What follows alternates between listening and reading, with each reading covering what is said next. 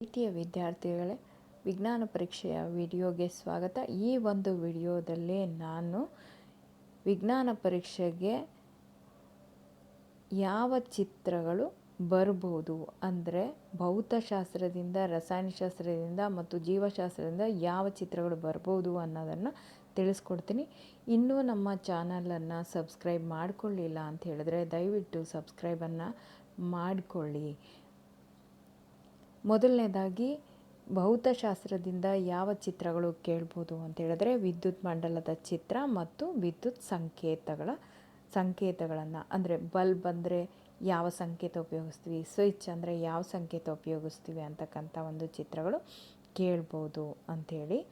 Next ವಿದ್ಯುತ್ಕಾಂತೀಯ ಪರಿಣಾಮದ ಪಾಠದಿಂದ ಯಾವ ಚಿತ್ರಗಳು ಬರ್ಬೋದು ಅಂತ ಹೇಳಿದ್ರೆ ಕಾಂತೀಯ ಬಲರೇಖೆಗಳ ಚಿತ್ರ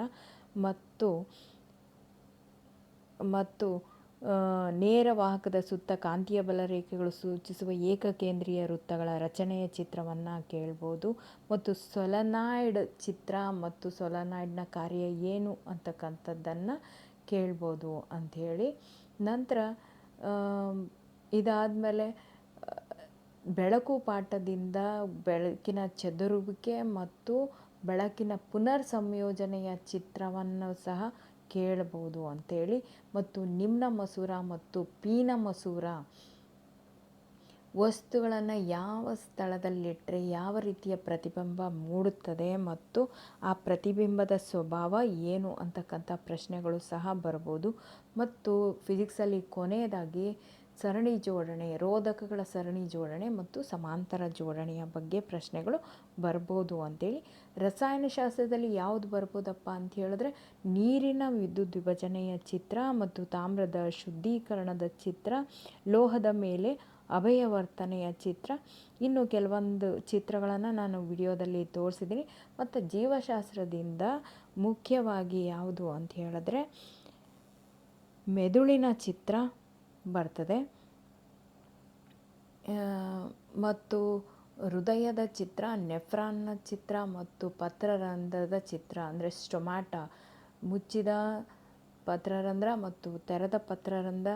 ಮತ್ತು ಕೊನೆಯದಾಗಿ ಜಿಯೋಟ್ರೋಪಿಸಮ್ ಮತ್ತು ಫೋಟೋಟ್ರೋಪಿಸಮ್ ಅಂದರೆ ಒಂದು ಸಸ್ಯ ದ್ಯುತಿ ಅನುವರ್ತನೆ ಮತ್ತು ಗುರುತ್ವಾನುವರ್ತನೆ ತೋರಿಸುವ ಚಿತ್ರವನ್ನು ಕೇಳಬಹುದು ಅಥವಾ ಚಿತ್ರವನ್ನು ಕೊಟ್ಟು ಅದರ ಮೇಲೆ ಪ್ರಶ್ನೆಯನ್ನು ಸಹ ಮಾಡಬಹುದು.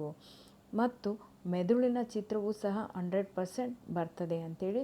ಹೆಣ್ಣು ಮತ್ತು ಗಂಡು ಸಂತಾನೋತ್ಪತ್ತಿ ವ್ಯೂಹದ ಚಿತ್ರವನ್ನು ಕೇಳಿ ಆ ಭಾಗಗಳನ್ನು ಗುರುತಿಸಿ ಅಂತನ್ನೋ ಪ್ರಶ್ನೆಗಳು ಸಹ ಬರ್ಬೋದು ಅಂಥೇಳಿ.